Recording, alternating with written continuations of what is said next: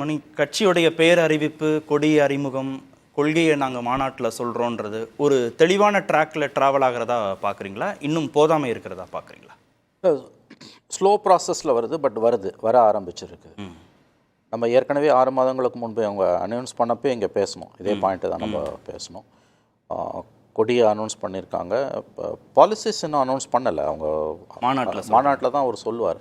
I think அவங்க வந்து primary ஃபோர்ஸ்ன்னு சொல்கிறாங்க தொடர்ந்து. அவங்க ஏற்கனவே அவங்களுடைய அந்த அன்னைக்கு வந்து நான் அவர்களுடைய செய்தி தொடர்பாளர், ஐ திங்க் ஜெகதீஷ் சொன்னார், நம்ம கூட ஜேர்னலிஸ்டாக தான் இருந்தவர் அவர். இப்போ அவங்க செய்தி தொடர்பாளர் வார்த்தையை பயன்படுத்தி அது குறித்து ஞாபகம் இருக்குது.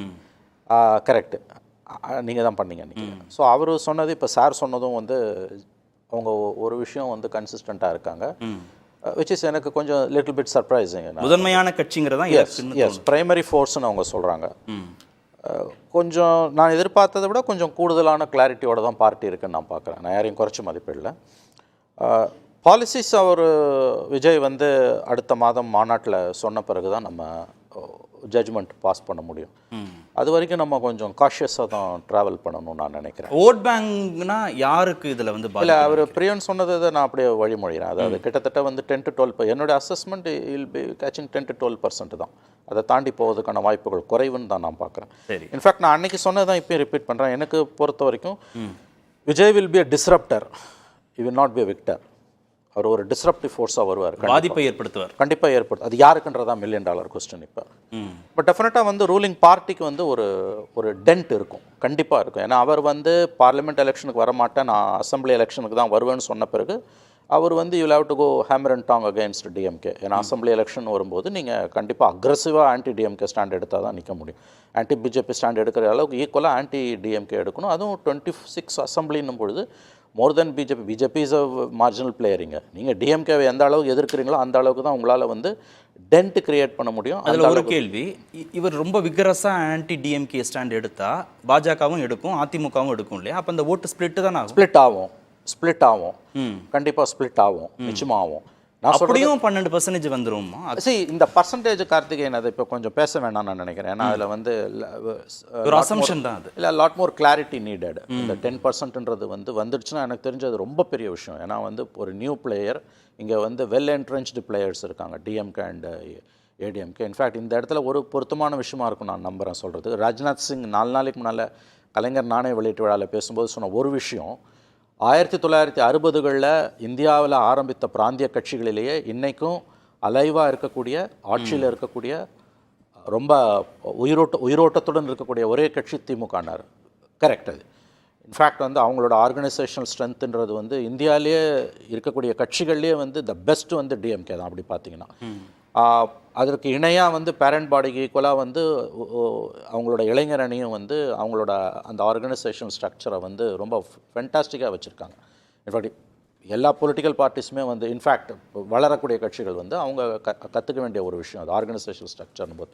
நான் அப்படிப்பட்ட ஒரு பார்ட்டியை வந்து பவர்லேருந்து ரிமூவ் பண்ணுறதுன்றது அவ்வளோ ஈஸி கிடையாது. அதுவும் வந்து அவங்கக்கிட்ட ஒரு சாலிட் கொலிஷன் இருக்குது. அந்த அலைன்ஸ் வந்து ஒரே அலைன்ஸை கலைஞர் வந்து 2 எலெக்ஷனில் வச்சது கிடையாது. ஸ்டாலின் அழகாக மெயின்டைன் பண்ணுறாரு. அஃப்கோர்ஸ் அதுக்கு மோடி இஷ்யூ ஒரு முக்கியமான பாயிண்ட்டாக இருந்தாலும் 3 எலெக்ஷனை ஜெயிச்சுட்டு வரதுன்றது பெரிய விஷயம். It's a social collision DMK. இதில் இங்கேயே ஒரு டவுட்டு, ஒருவேளை விஜய் வரவுக்கு பிறகு அந்த கூட்டணியில் ஏதாவது அதுக்கு தான் வர மாறுதல். நான் முதல்ல இதை சொல்லிடுறேன். இந்த ஸ்ட்ரென்த் உங்களுக்கு இந்த 5 வருஷமாக 3 எலெக்ஷனை ஒரே கொலிஷனை வச்சு ஜெயிக்கிறதுன்றது பெரிய விஷயம், புறக்காரணிகள் எவ்வளவு இருந்தாலும். நவ் அதுலேருந்து ஏதாவது கட்சிகள் கிராவிடேட் ஆகுமானா எனக்கு தெரிஞ்ச வாய்ப்பு ரொம்ப கம்மி. ஏன்னா as long as Modi factor is there, இவங்க அலைன்ஸ் வந்து அன்லெஸ் டிஎம்கே பெரிய தவறுகள் ஏதாவது பண்ணாங்கனாலே ஒழிய அதை பண்ண வாய்ப்பு குறைவு அவங்களுக்கு. வந்து ஆன்டி பிஜேபி ஆன்டி மோடி ஸ்டாண்டில் ஸ்டாலின் வந்து ரொம்ப தெளிவாக தான் இருப்பார் நான் நம்புகிறேன். ஏன்னா தட்ஸ் அ யூஎஸ்பி. இங்கே அது இல்லைன்னா போய்டும் உங்களுக்கு வந்து. ஸோ இந்த டென்ட் இருந்ததுன்னா கூட 5 பிளேயர்ஸ் இப்போ 26ல் இருப்பாங்கன்றது கிட்டத்தட்ட கன்ஃபார்ம் ஆகுது. டிஎம்கே அலையன்ஸ் ஒன்று, எடப்பாடி தலைமையில் ஒரு ஏடிஎம்கே, பிஜேபி தலைமையில் இதே பார்லிமெண்ட்டில் இருந்தது ஒன்று, சீமான் அண்ட் விஜய் 2 பேர் ஒன்று சேர போகிறதில்ல. ஸோ 5 பிளேயர்ஸ் இருந்தாங்கன்னா கண்டிப்பாக இது வந்து டிஎம்கே அட்வான்டேஜ் டிஎம்கே. அதில் எந்த சந்தேகமும் கிடையாது. இன்னும் சொல்ல போனீங்கன்னா the more players in the blade it's advantage for DMK. ஏன்னா திமுக எதிர்ப்பு வாக்குகள் பிரிய போகுது. எனக்கு தெரிஞ்சு விஜய் வரதால் I think 5 corner fight confirm ஆகுது. இட்ஸ் கிளியர் அட்வான்டேஜ் ஃபார் டிஎம்கேன்னு தான் தோணும். பட் ஸ்டில் அவங்க ஏன் பயப்படுறாங்கன்னு தான் தெரியல. There's a clear fear on the part of DMK. என்னால் சொல்ல முடியும். இன்றைக்கி நடந்த ஒரு விஷயம், ரொம்ப அவலமான ஒரு விஷயம். நான் ஒரு ஜேர்னலிஸ்ட்டாகவே சொல்கிறேன் இதை. நான் ஒரு கிட்டத்தட்ட 30 இயர்ஸ்க்கு மேலே நான் பார்க்குறேன். நான் ஷபீர் சொன்னது தான்.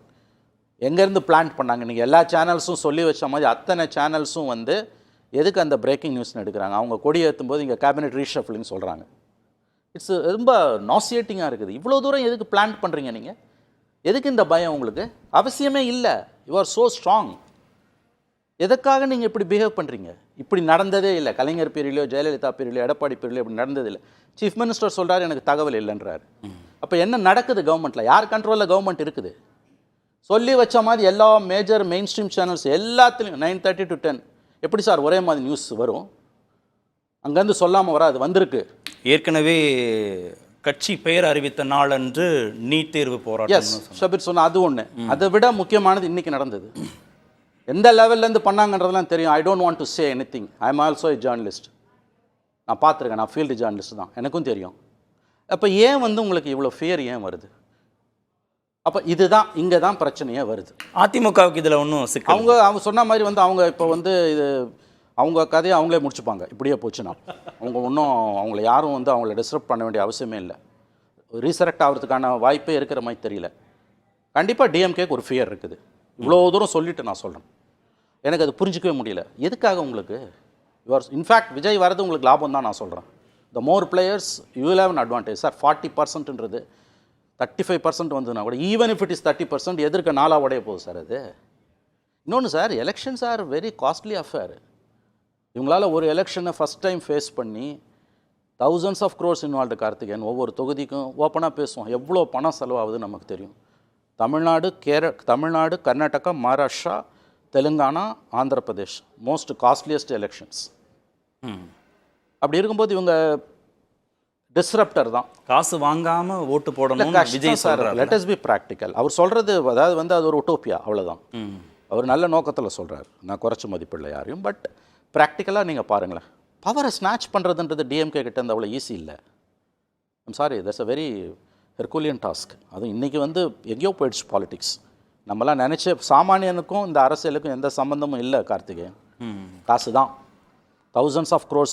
ஒரு அசம்பிளி கான்ஸ்டுவன்சிக்கு 50 கோடி வரைக்கும் போகும். எழுதி வச்சுக்கோங்க. ஓப்பனாக சொல்கிறேன் நான். இதில் எங்கே வந்து இந்த மாதிரியான கட்சிகள் லெவல் பிளேயிங் ஃபீல்டே இல்லையே. இது என்ன டெமோக்ரஸியா? இந்த ஜனநாயகத்துக்காக நம்ம போராடணும். ஆகவே அது லார்ஜர் டிபேட். அப்படி இருக்கும்பொழுது எதற்காக திமுகவுக்கு இந்த அச்சம்?